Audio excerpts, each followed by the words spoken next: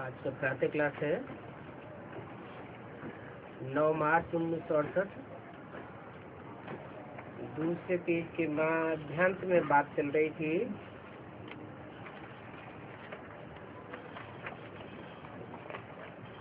कि इनमें बाबा प्रवेश करके समझा सकते हैं।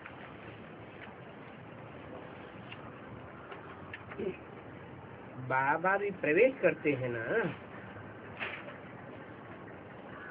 कहाँ बहुत जरूरी होगा तो बाबा भी आवेंगे। मम्मा भी आती होगी। जो बच्चे सर्विस फील्ड पर जाते हैं,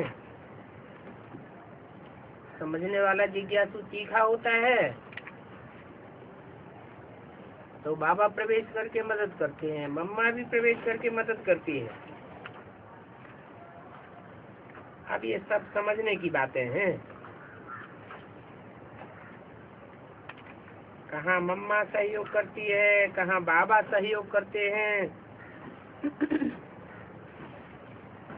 ये तो जानते हो, पढ़ाई फुर्सत के समय होती है। शरीर निर्वाह के लिए तो सारा दिन धंधा धोरी आदि करते हैं, परंतु ये विचार सागर मंथन करने की बातें फुर्सत शांति के समय चाहिए। तुम्हारे में भी कोई कोई बहुत अच्छी सर्विस करने वाले हैं, तो जो अच्छी सर्विस करने की हिम्मत करते हैं उनको मदद करनी होती है। मदद देने के लिए उनकी आत्मा को याद करना पड़ता है। किसी को प्रकाश देना है तो शरीर को याद करके फिर आत्मा को याद करना पड़ता है। तुमको भी यही युक्ति अपनानी है। अगर कोई को प्रकाश देना है तो पहले उनके शरीर को याद करना, फिर उनकी आत्मा को याद करना। कोई अच्छा सबसे बच्चा है, कुछ नुकसान हो जाता है तो उनको मदद करनी चाहिए। मदद करने के लिए बाप को याद करना होता है, फिर खुद को भी अपने को आत्मा समझ कुछ न कुछ उनकी आत्मा को याद करना ही पड़ता है। तो जैसे वो सर्च लाइट हो जाती है, ऐसे भी नहीं कि एक जगह बैठ जाना होता है। लेटे लेटे भी याद कर सकते हैं, चलते फिरते खाते पीते याद में रहना होता है। 9 मार्च 1968 की वाणी का तीसरा पेज। भोजन खाने के समय भी बाप को याद करो। दूसरे को करंट देनी है तो फिर रात को सवेरे को याद में रहना होता है। बच्चों को समझाया गया है, सवेरे उठ करके बाप को याद करो।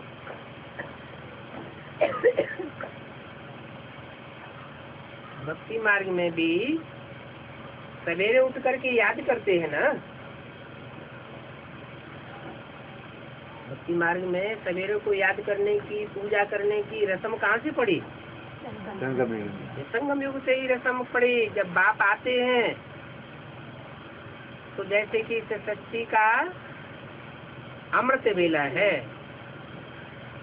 सतगुरु की सवेरा आना होता है, अमृत बेला हो जाता है। वो है हद का अमृत बेला और ये है बेहद का अमृत बेला। अब जितना जो याद करेंगे उतना ही बाप की कशिश होगी। बाप की लाइट देंगे, क्योंकि बाबा को तो और कोई धंधा है ही नहीं। बाबा का धंधा क्या है? जो बच्चे याद करते हैं उनको प्रकाश देना।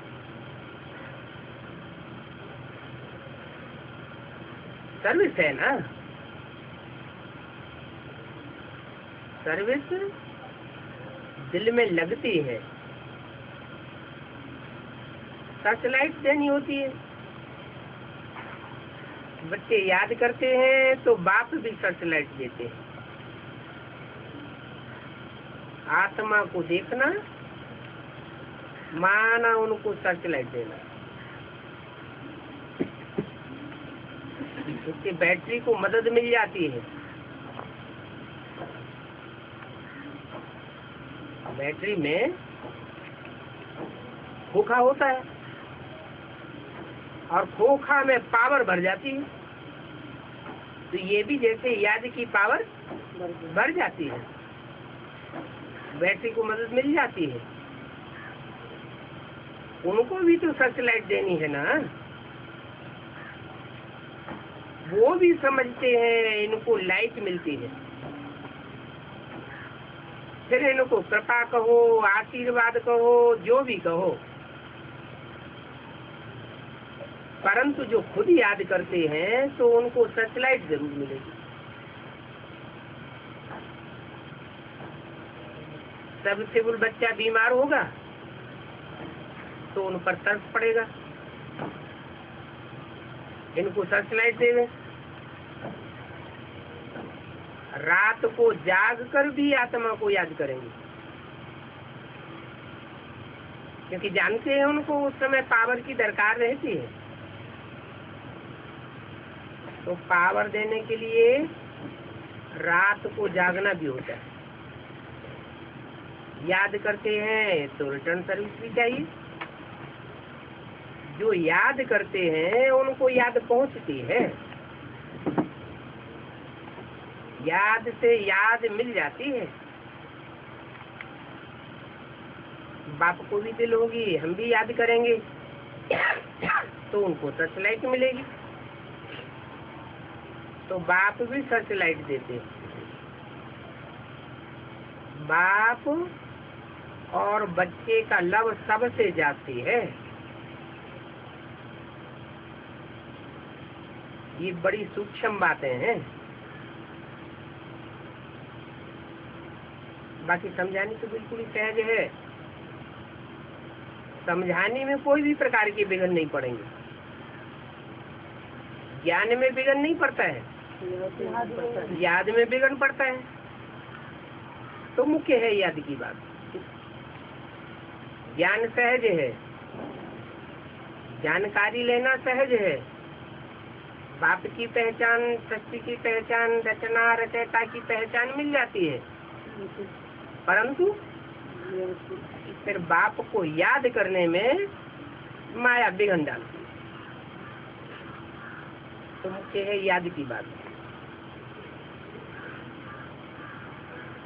याद से जैसे वह सोने का खजाना बन जाता है।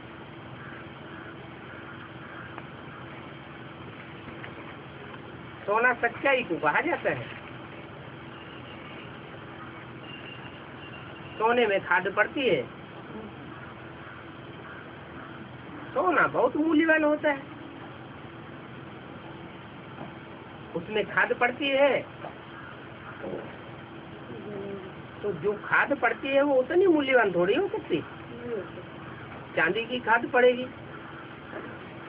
तांबे की खाद पड़ेगी, लोहे की खाद पड़ेगी।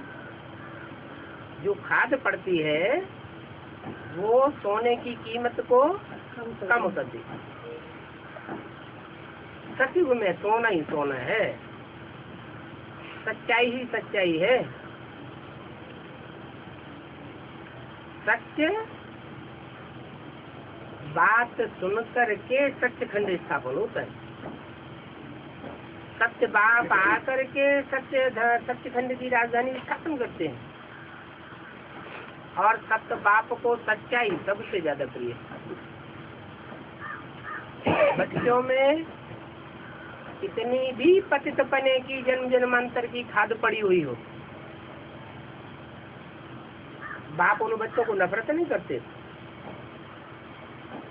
परंतु जिन बच्चों में खाद होने के बावजूद भी छुपाने की आदत है, वो प्राप्ति नहीं करता। क्यों? क्योंकि जो सच्चा है वो कितना भी पतित है, परंतु बाप को प्रिय होने के कारण वो पतित से पावन बन जाता है, सोने का खजाना बन जाता है। उनमें फिर धारणा होती है। कहते हैं ना, शेरनी का दूध सोने के बर्तन में ठहरता है।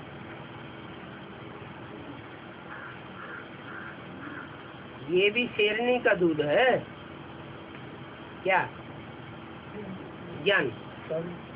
शेरनी कौन है? है? अरे शेर होगा तो शेरनी भी होगी। संसार रूपी जंगल में शेर का भी पार्ट है तो शेरनी का भी पार्ट है। शेर शेरनी के बच्चे भी हैं। खून तो एक ही होगा ना। तो शेरनी का दूध मिट्टी के बर्तन में अगर रखा जाए तो इतना तीखा होता है कि फोड़ के निकल जाएगा। ये ज्ञान भी शेरनी का दूध है। अगर देह अभिमान की मिट्टी रूपी पात्र में डाला जाएगा तो ठहरेगा नहीं, फूट के निकल जाएगा। ठहरना है तो क्या करना पड़े? बुद्धि रूपी पात्र को सोने का बनाना पड़े। सत्य तो बिठून। सच्चे दिल पर साहबराजी होगा, झूठे दिल पर सच्चा साहबराजी नहीं हो सकता। इस बाप के ज्ञान देने के लिए भी सोने का बर्तन चाहिए। है बुद्धि रूपी बर्तन। वो बुद्धि रूपी बर्तन जब होगा तो याद की यात्रा में जरूर रहेंगे, ठहरेंगे। फिर उनकी मुरली भी अच्छी चलेगी। जो याद में नहीं रहते हैं उनको ज्ञान की धारणा भी नहीं होती। ज्ञान के पॉइंट से बुद्धि में से निकल जाते हैं। वो फिर काम के नहीं रहते। इसके काम के नहीं रहते, बाबा के काम के नहीं रहते। क्यों? बाबा के काम के कौन से बच्चे हैं?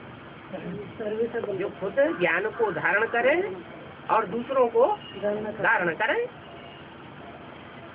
ऐसे मत समझो कि बाप तो अंतर्यामी है? बाप अंतर्यामी नहीं है।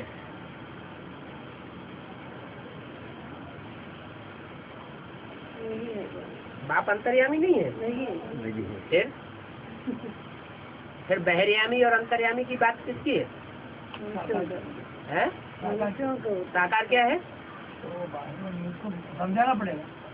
हाँ, इस साकार में प्रवेश करते हैं वो साकार अंतर्यामी नहीं है, परंतु जो प्रवेश करने वाला है जन्म मरण के चक्र से न्यारा है वो तो अंतर्यामी है। बाबा ने तो पहले ही ऐसे बोला था कि जो समझते हैं कि बाबा अंतर्यामी है ये सब गपोड़े हैं। बाबा अंतर्यामी नहीं है। समझते हैं कि बाबा ने ये बोला और ये हुआ। अरे ये तो सब बातें भक्ति मार्ग में होती हैं। ये बड़ी समझ की बात है। भक्ति मार्ग में वो बातें चलती हैं। कोई ने कह दिया बच्चा होगा या बच्ची होगी, बोला बच्चा होगा, अच्छा बच्चा हो गया, बस। क्या समझ लेंगे? ये अंतर्यामी। यही अंतर्यामी भगवान है। ऐसे अक्षर एक खेल हो जाता है। सन्यासी भी ऐसे कह देते हैं, अगर बच्चा न हुआ तो कहेंगे भाभी, उसको कहेंगे ईश्वर की भाभी, और तुम कहेंगे ड्रामा की भाभी। क्या ईश्वर तो कुछ न अच्छा करता है न बुरा करता है। ईश्वर करता है कि अकर्ता है? ईश्वर तो अकर्ता है, जो करता है सो भरता है। अच्छा करेगा तो अच्छा भरेगा, बुरा करेगा तो बुरा भरेगा। और ईश्वर तो सिर्फ रास्ता बताता है, अच्छा बुरा करता नहीं है। करण करावनहार कहा जाता है वो भी जिस तन में प्रवेश करता है उसके द्वारा करावनहार भी है और ब्रह्मा के रूप में करणहार भी, दोनों ही पाठधारी है। तो भक्ति मार्ग में और ज्ञान मार्ग में रात दिन का फर्क है। ड्रामा का राज तो बाप ने अच्छी रीति समझाया है। पहले तुम भी ये ड्रामा का राज नहीं जानते थे। अभी ये तुम्हारा है मर्जीवा जन्म, माना मर्जीवा जन्म माना मरने के बाद मिला है ये जन्म। वो तो सभी को मिलता है, ऐसा तो कोई होता नहीं आत्मा जिसको शरीर छोड़ने के बाद फिर दूसरा शरीर न मिले। परंतु तुम्हारा मर्जीवा जन्म कैसा है? हाँ, तुम जीते भी रहते हो और जीते जीते देह अभिमान से मर जाते हो। अभी तुम जानते हो कि हम यह देवता बन रहे हैं। क्या यह माना वो देवता नहीं बन रहे हैं जो सतयुग में कई जन्मों के बाद बनेंगे, तो दूर वाले हैं। हम यह देवता बनते हैं। यह देवता बने नर से डायरेक्ट नारायण बनने वाले देवता बनते हैं। अब यह देवता इतने ऊंचे कैसे बने, इस टॉपिक पर भी तुम समझा सकते हो कि वो देवताएं सतयुग के अंतिम जन्म में जन्म लेने वाले वो नीचे चले गए और यह इतने ऊंचे चले गए। इसका कारण क्या है? ये ऊंचे क्यों चले गए और वो नीचे क्यों चले गए? उनका लक्ष्य नहीं था है? उनका लक्ष्य नहीं था नारायण बनने का। नहीं, लक्ष्य नहीं था। लक्ष्य देने वाला तो बाप है। बाप तो लक्ष्य दे रहा है कि नर से नारायण बनना है, लेकिन वो लक्ष्य को प्राप्त क्यों नहीं कर सके? जैसे दूसरे धर्म में कन्वर्ट होने वाली जो आत्माएं होती हैं उनमें जन्म जन्मांतर की जो खाद पड़ती है उससे वो आत्मा ही झूठी हो गई। कन्वर्टेड आत्मा है ना, ज्ञान में आती है तो ज्ञान में भी कन्वर्सन हो जाता है। एक की बात नहीं सुनते और औरों की बातें सुनकर तो उन पर विश्वास श्रद्धा जम जाती है।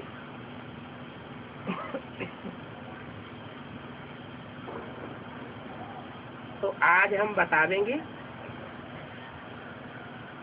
कि इन लक्ष्मी नारायण को ये विश्व का मालिक पना कैसे मिला है। और जो लक्ष्मी नारायण है सतयुग के, उनको विश्व का मालिक कहेंगे? फिर काहे का मालिक कहेंगे? वो सतयुग के मालिक होंगे लेकिन विश्व के मालिक नहीं होंगे। वहाँ तो सिर्फ देवता वर्ण की आत्माएं होंगी, विश्व धर्मों की आत्माएं कहाँ होंगी? सारा विश्व वहाँ होता है क्या? नहीं। लेकिन ये तो सारे विश्व के मालिक बनते हैं। इनको ये विश्व का मालिक पना कैसे मिलता है, ये फर्स्ट क्लास टॉपिक है।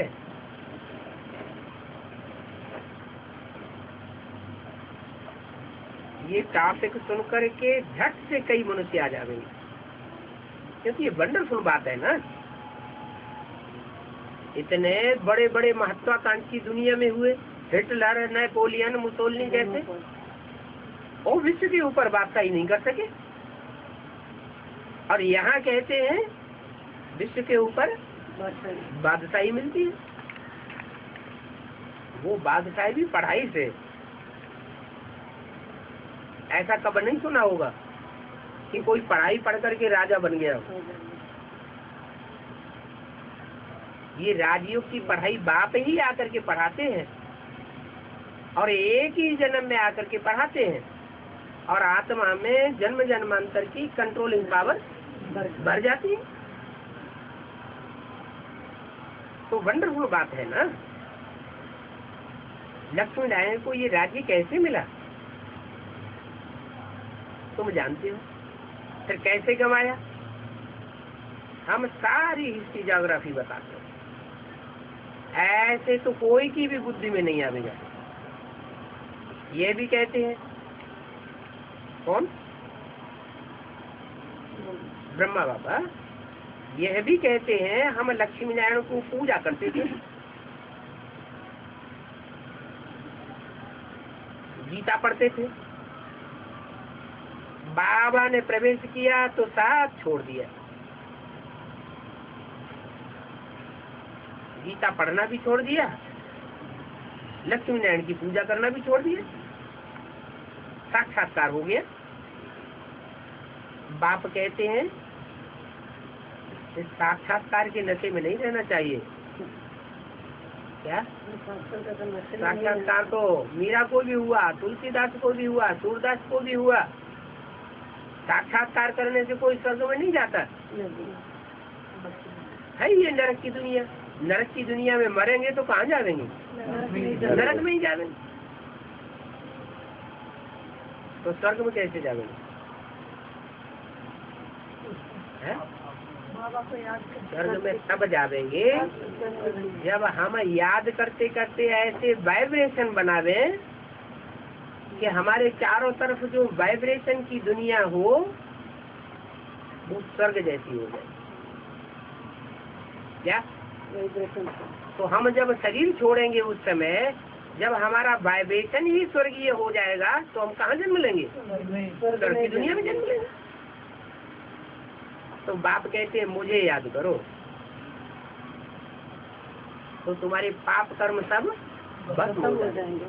जो पाप कर्मों का वाइब्रेशन तुम्हारे चारों ओर चक्कर लगाए रहा है हिसाब किताब पूरा करने के लिए, वो वाइब्रेशन सारा नष्ट हो जाएगा।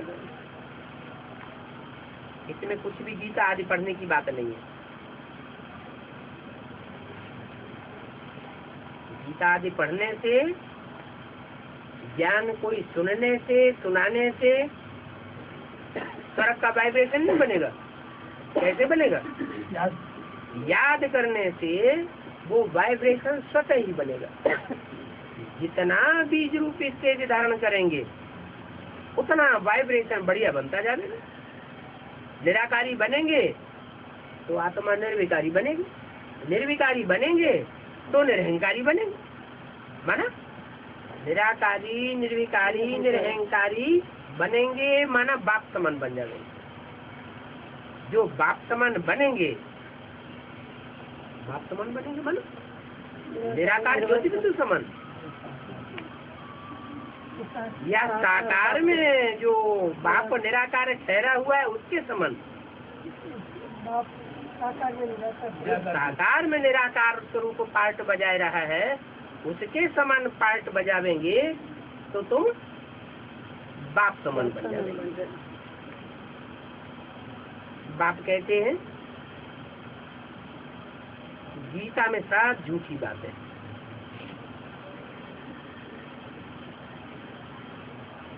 कौन सी गीता में, जो मनुष्यों की बनाई हुई गीता है उसमें सब झूठी बातें हैं। बाप बैठा था तो भक्ति को छुड़ाई दिए, गीता को फेंक दिया।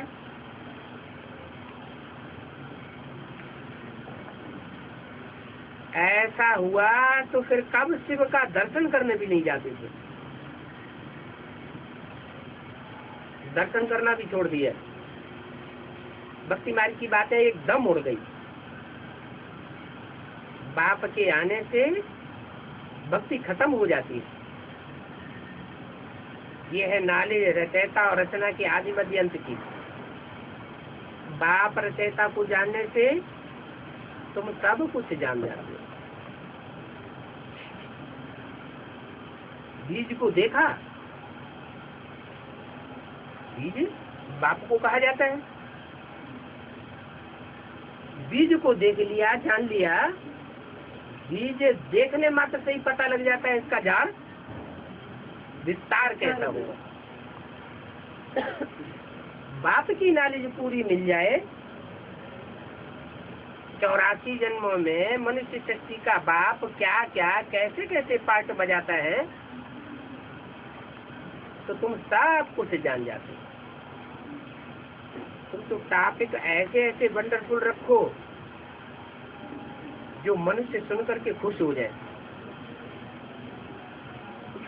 सभी तुम्हारी बात सुनने के लिए भागेंगे।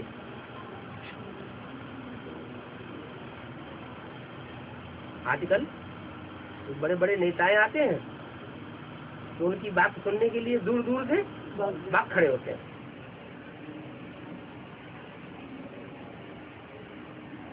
तुम्हारी बात सुन करके भी दूर दूर से भागेंगे। इन्होंने विश्व का राज्य कैसे लिया, इस बात को तो कोई बता ही नहीं सकता सिवाय तुम्हारे। मंदिर आदि में तुम कोई से भी जाकर के पूछो,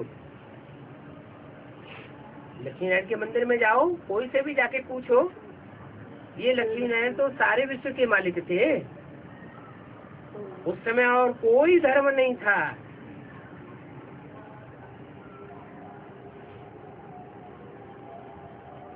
भारत ही था, और भारत में एक ही आदि सनातन देवी देवता धर्म था। पर तुम सत्य को लाखों वर्ष कैसे कह देते हो? औरों को तो, और धर्म वालों को तो 2000 2500 साल देते हो, और देवी देवता सनातन धर्म को लाखों वर्ष कह देते हो। इन्हों को तुमने लाखों वर्ष कैसे कह दिया? इन लक्ष्मी नारायण की तो शास्त्रों में भी हिस्ट्री बताई है। क्या हिस्ट्री बताई है? क्राइस्ट में वो क्राइस्टियंस के धर्म ग्रंथों में, बाइबल में क्या बताया है? क्राइस्ट से 3000 वर्ष पहले भारत में पैराडाइज था। किसी की भी बुद्धि में नहीं आता है। मोहनजोदड़ो, हड़प्पा, सिंध घाटी की सभ्यता की खोज हुई, खुदाई हुई, तो उसमें जो भी चीजें मिली, उन चीजों की तहकीकात की गई, तो पता चला कि 5000 वर्ष से पुरानी कोई चीजें थी ही नहीं। महाभारत युद्ध के लिए भी क्या कहते हैं कि 5000 वर्ष पहले महाभारत युद्ध हुआ। भगवान ने आकर के गीता ज्ञान से सृष्टि को पलटाया, परंतु फिर कह देते हैं अभी कलयुग को 5000 वर्ष हुए। कलयुग अभी रेवड़ी पहन रहा बच्चा है। लाखों वर्ष में मनुष्य मच्छरों में सल ढेर के ढेर हो जाएंगे। उनको मनुष्य कहेंगे क्या?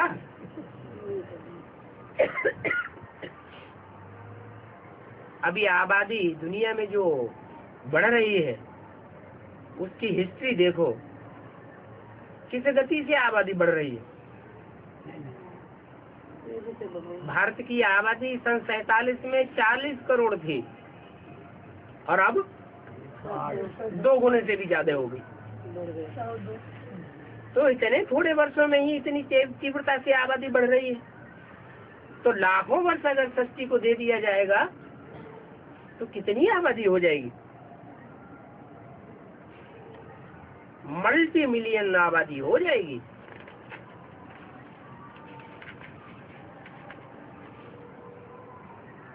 नवमार्च 68 की वाणी का 4था पेज। लोगों की बुद्धि में कुछ भी बैठता नहीं है। तुम इस तरह की थोड़ी भी बातें सुनावेंगे तो बंडर खावेंगे, परंतु सबकी बुद्धि में नहीं आवेगा। तुम्हारे जो कुल के होंगे उनकी बुद्धि में आवेगा, तुम्हारे कुल के नहीं होंगे तो उनकी बुद्धि में तुम्हारी बातें बैठेंगी नहीं, कहेंगे ये पता नहीं क्या बोलते हैं। ब्रह्मा कुमारियों को समझते हैं कि इनका ज्ञान तो वंडरफुल है, विचित्र ज्ञान है ना। ये ज्ञान तो आत्माओं के लिए है, देह अभिमानियों के लिए ये ज्ञान नहीं है। किसकी बुद्धि में बैठेगा?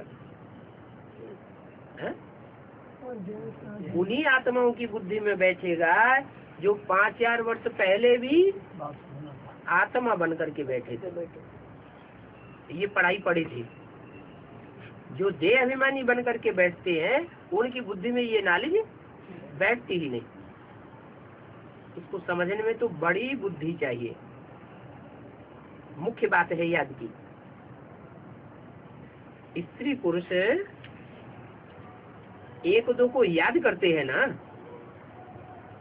जैसे स्त्री पुरुष एक दो को याद करते हैं तो क्या ढोल मजीरा बजाते हैं, रिकॉर्ड बजाते हैं? नहीं बजाते ना। लाल लाइट करते हैं? नहीं करते हैं। और यहाँ क्या कर रहे हैं? यहाँ कितने साधन इकट्ठे करते हैं।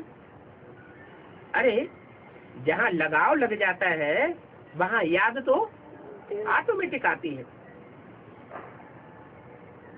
आत्माओं की बात है, जो आत्मा परमात्मा बाप को याद करती है तो बाप भी उनको याद करते हैं।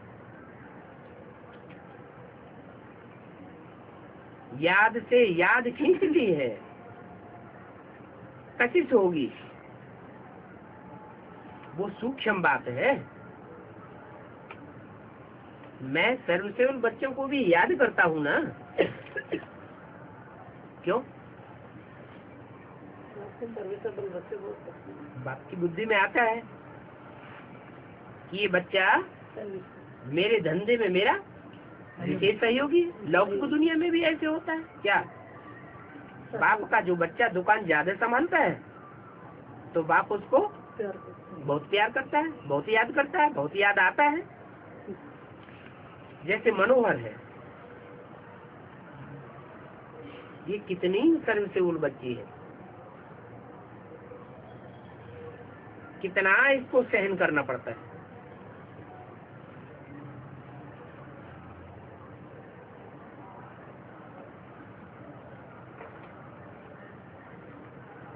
और कोई कोई पेशेंट कितना तंग करते हैं इसको, मनोहर बच्ची को। कौन को मनोहर बच्ची? जो सबका मन हरण कर ले।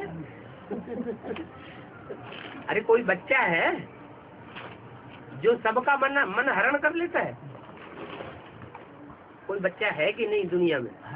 कौन बच्चा है? अरे वो एक ही बच्चा है जिसकी दुनिया में कोई ग्लानि नहीं है, नारायण। जब नारायण ऐसा बच्चा हो सकता है तो कोई बच्ची नहीं हो सकती जो सबका मन हरण कर ले। कौन है? लक्ष्मी। ये लक्ष्मी नारायण की जोड़ी है ना, इनसे जास्ती सर्वसेवक कोई और होगा क्या? इनसे जास्ती तो कोई सर्वसेवक हो नहीं। अगर इनसे जास्ती कोई सर्वसेवक हो तो वो विश्व का मालिक बन जाए। तो बोला ये मनोहर है, कितनी सर्विस करती है, और सर्विस के फील्ड में तो उसको कितना सहन करना पड़ता है। कोई कोई पेशेंट कितना तंग कर देते हैं। ये सभी रोगी पेशेंट है ना। तो मनोहर तो डॉक्टर बन गए ना। ये सभी रोगी पेशेंट है ना। अभी इन सभी पेशेंट्स को निरोगी बनना है। बाप निरोगी बनने की पढ़ाई पढ़ाते हैं। अभी तुम समझते हो, हम सभी पेशेंट थे। यह भी टॉपिक तुम रख सकते हो क्या? हम सभी पेशेंट थे कि हम सभी पेशेंट हैं, बीमार हैं। ये रूहानी हॉस्पिटल कम यूनिवर्सिटी है। यहाँ पढ़ाई भी होती है और सफा भी दी जाती है। तो बोलो, आकर के तुम ये बातें समझो। तुम जो घड़ी घड़ी बीमार होते हो, तो हम तुमको ऐसी संजीवनी बूटी देंगे जो तुम कभी जन्म जन्मांतर बीमार नहीं पड़ेंगे। एक जन्म की तो बात ही छोड़ो, कई जन्मों तक बीमारी ही नहीं आती। अगर हमारी दवाई अच्छी रीति काम में लगावेंगे। डॉक्टर लोग होते हैं, वैद्य लोग होते हैं, बीमारी का इलाज करते हैं, दवा देते हैं, तो पथ्य भी तो देते हैं, हैं? ये चीज नहीं खाना, वो चीज नहीं खाना, ऐसे नहीं करना, वैसे नहीं करना। अगर ऐसे करेंगे तो बीमारी ऊपर जाएगी, ये खावेंगे तो बीमारी बढ़ जाएगी। तो यहाँ भी है, अगर हमारी दवाई अच्छी रीति काम में लावेंगे तो तुम कब बीमार नहीं पड़ेंगे। इसका मतलब 70 साल हो गए इस ज्ञान को, ये दवाई बाप कर रहे हैं, हम सब अभी बीमार हैं या चंगे हो गए। इसका मतलब अच्छी रीति दवाई काम में नहीं कर रहे। अगर अच्छी रीति दवाई करें, जैसे जैसे नीति नियम कानून है दवाई खाने के, तो माया हमको चोट नहीं पहुंचा सकती। कितनी सस्ती दवाई मिलती है, इसलिए दवाई का रिगार्ड नहीं है। क्या आज की दुनिया में तो वो डॉक्टर ऐसे ऐसे कैप्सूल बना रहे हैं, एक एक कैप्सूल हजारों लाखों रुपए का होता है। कलर की कैप्सूल है, उसकी कितना रिगार्ड रखते हैं। अब ये दवाई इतनी सस्ती मिलती है कि 70 साल हो गए दवाई लेते लेते, और इसका कोई रिगार्ड ही नहीं। 21 पीढ़ी सत्युग त्रेता में तुम कब बीमार नहीं पड़ेंगे।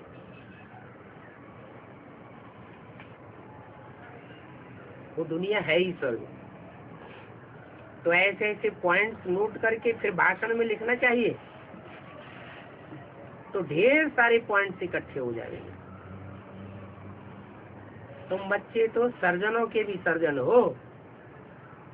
वो सर्जन तो प्लास्टिक सर्जरी करते हैं, 6-8 साल चलती है, फिर दोबारा करनी पड़ती है। और तुम तो ऐसी सर्जरी कर देते हो कि 21 जन्म तक फिर कभी भी सर्जरी करने की दरकार ही नहीं पड़ेगी।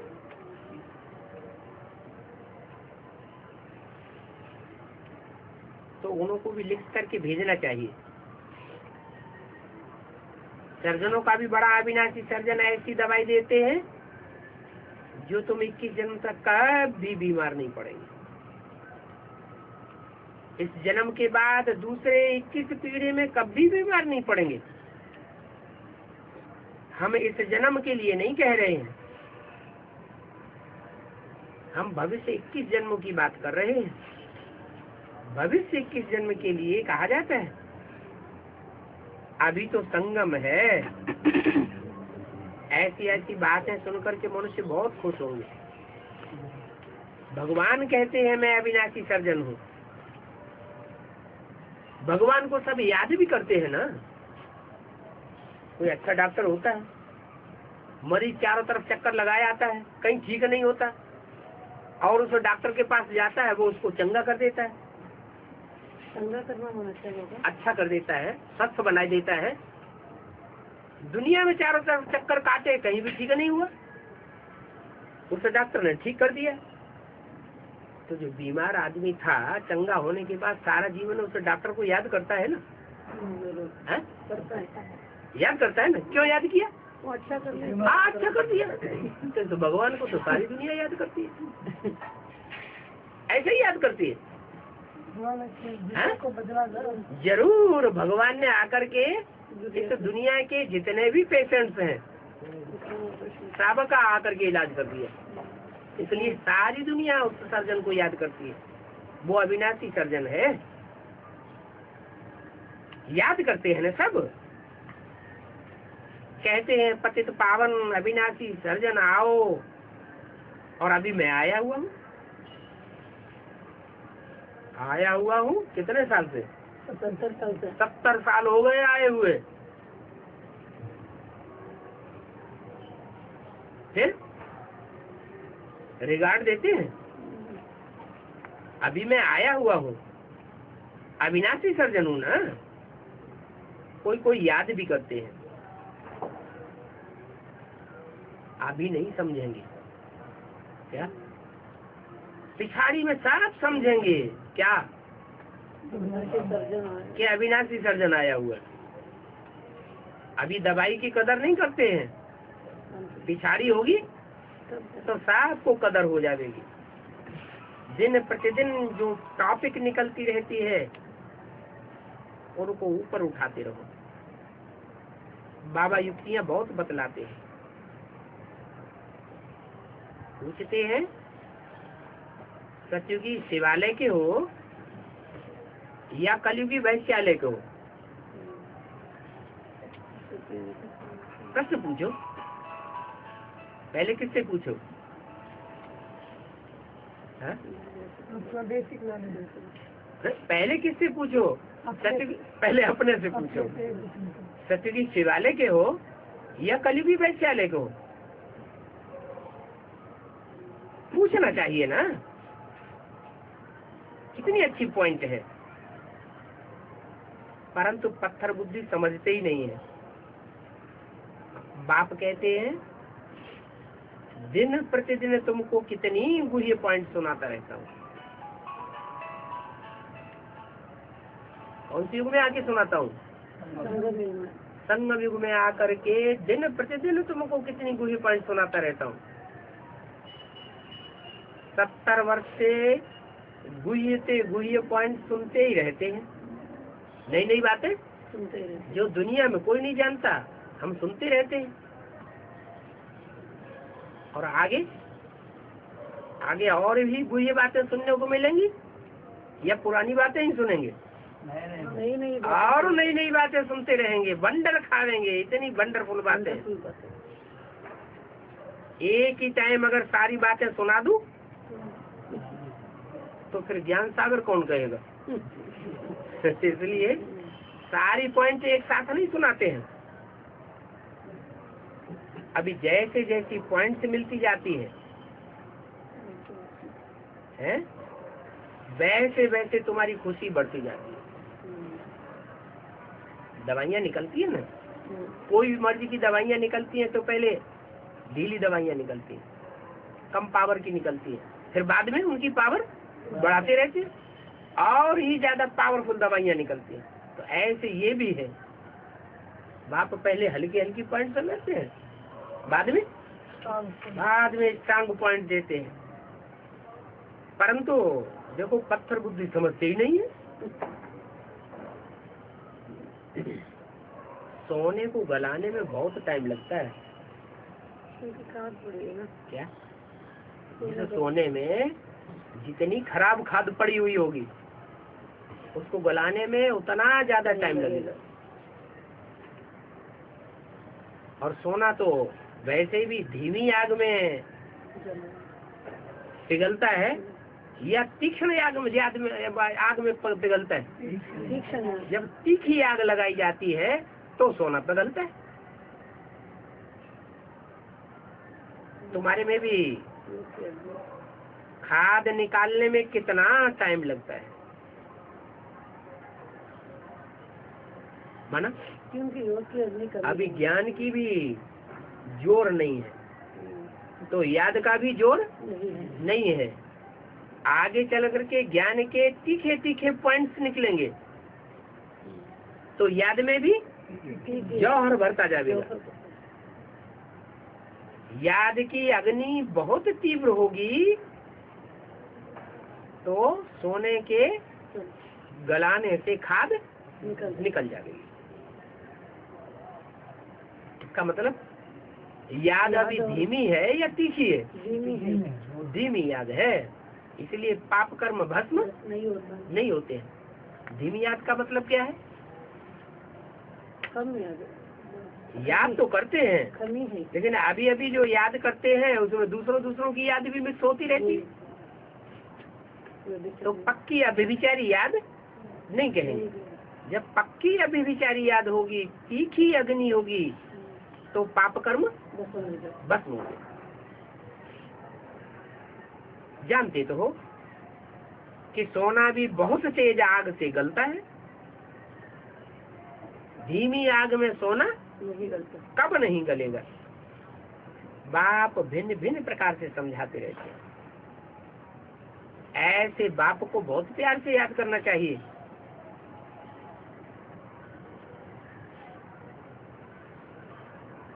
क्यों? पाप कर्म बचेंगे। ऐसे बाप को बहुत प्यार से इसलिए याद करना चाहिए कि बाप खुद मालिक नहीं बनते हैं, तुम बच्चों को मालिक बना कर जाते हैं। इसलिए बहुत प्यार होना चाहिए। खुद स्वर्ग में जाकर के सुख नहीं भोगते हैं, तुम बच्चों को स्वर्ग में सुख भोगने के लिए भेजते हैं। तो ऐसे बाप को याद करना चाहिए ना, जो बच्चों के लिए कितना त्याग करता है। परंतु याद भी नहीं करते। बाप मालिक बना तो देते हैं ना, विश्व का मालिक तो बनाते हैं ना। बाप को निष्कामी कहा जाता है। हम बच्चों को मालिक बनाते हैं, विश्व का मालिक बना देते हैं, स्वर्ग के सुख देते हैं। खुद क्या लेते हैं? कुछ भी नहीं। खुद कोई कामना नहीं, तो निष्कामी हुआ ना। मनुष्य तो कह देते हैं कि हम निष्कामी हैं, हम निष्काम कर्म करते हैं। अब मनुष्य आत्मा निष्काम कर्म करेंगी क्या? नहीं कर पाएंगे। कामना तो जरूर होगी। कोई भी मनुष्य इस दुनिया में ऐसा नहीं है जिसको कामना न हो। कामना माने इच्छा। बाप ही आकर के हमको इच्छा मात्र अविद्या बनाते हैं। अब जो जो इच्छा मात्र अविद्या बनेंगे वो नंबर आगे ले लेंगे। और तो कोई निष्कामी हो भी नहीं सकता। निष्कामी सिर्फ एक ही बाप है। बच्चों को कहते हैं, बच्चे मैं तुमको नमन करता हूँ। क्यों? बाप बच्चों को नमन क्यों करते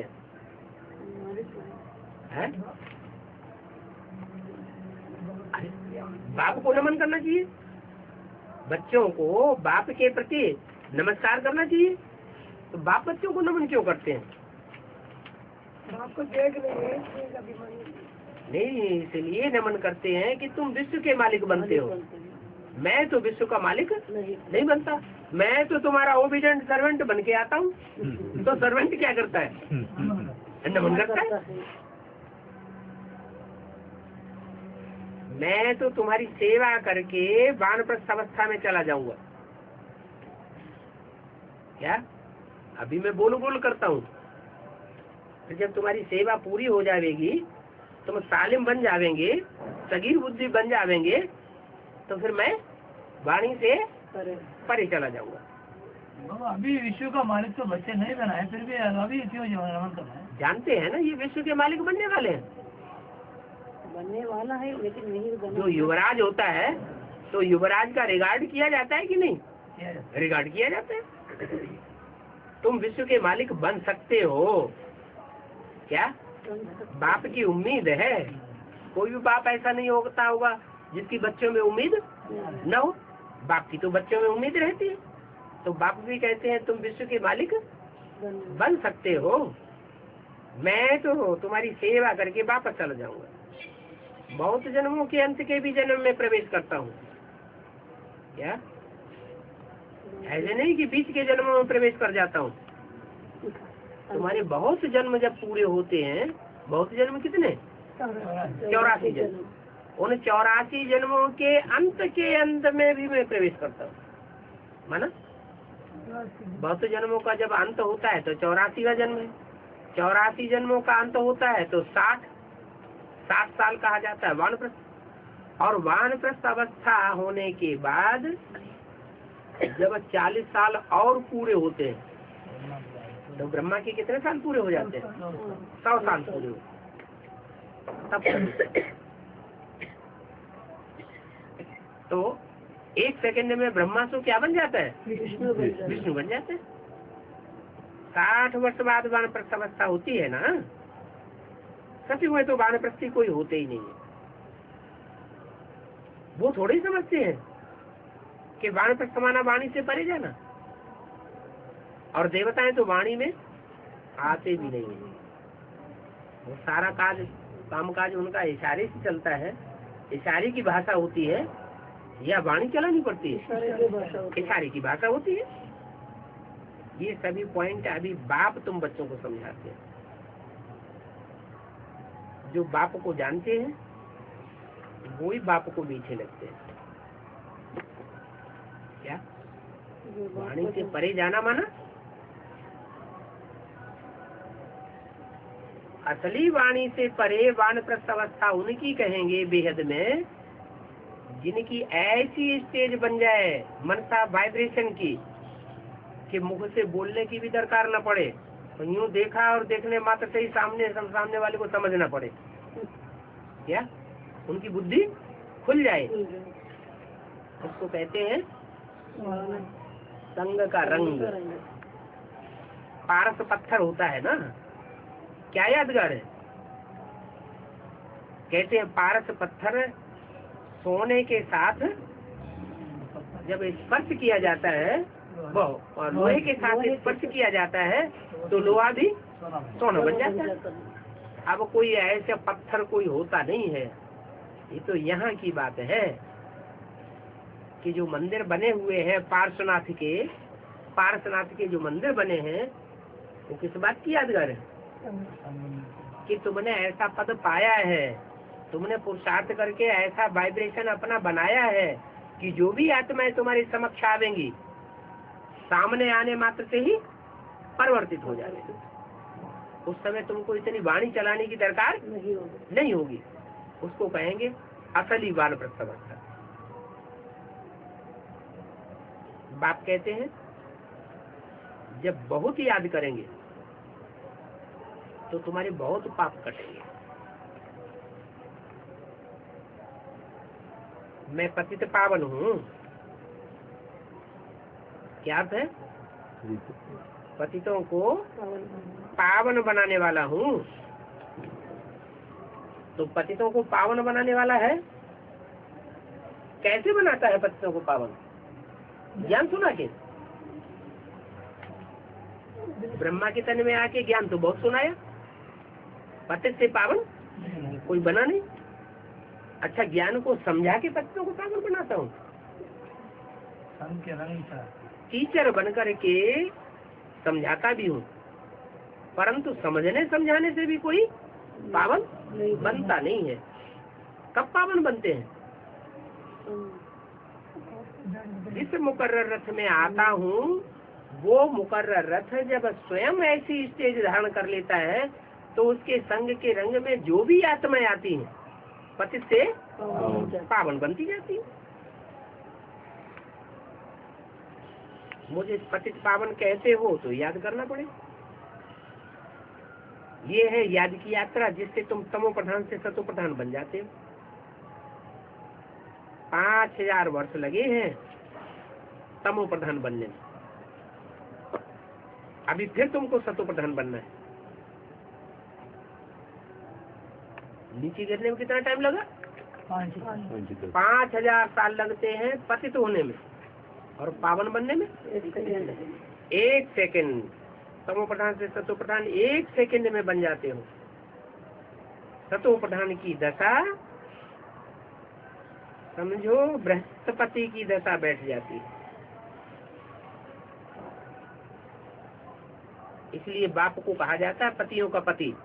बृहस्पति माना बड़ा, गृहस्थपति माना जो पतियों का भी पति है। बाप को तो जरूर याद करना चाहिए, परंतु माया अभी बहुत अपोजिशन करती है।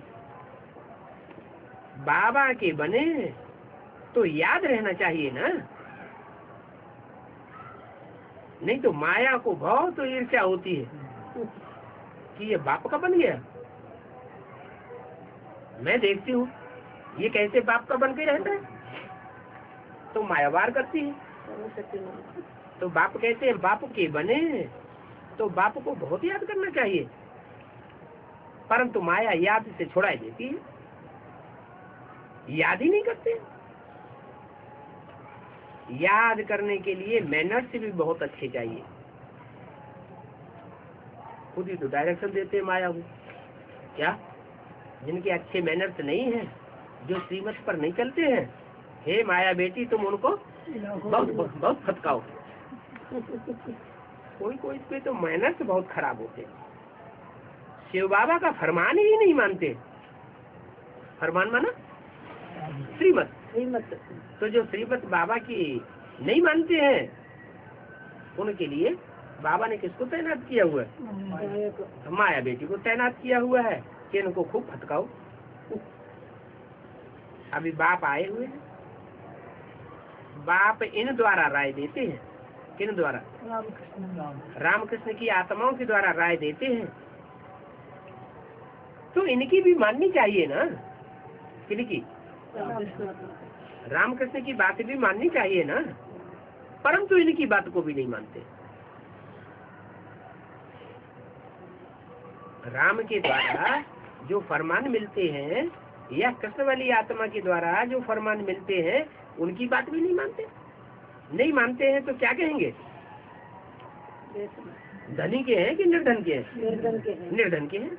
उनको निभागा कहा जाता है। निभागा माने भाग्यहीन। ओम शांति।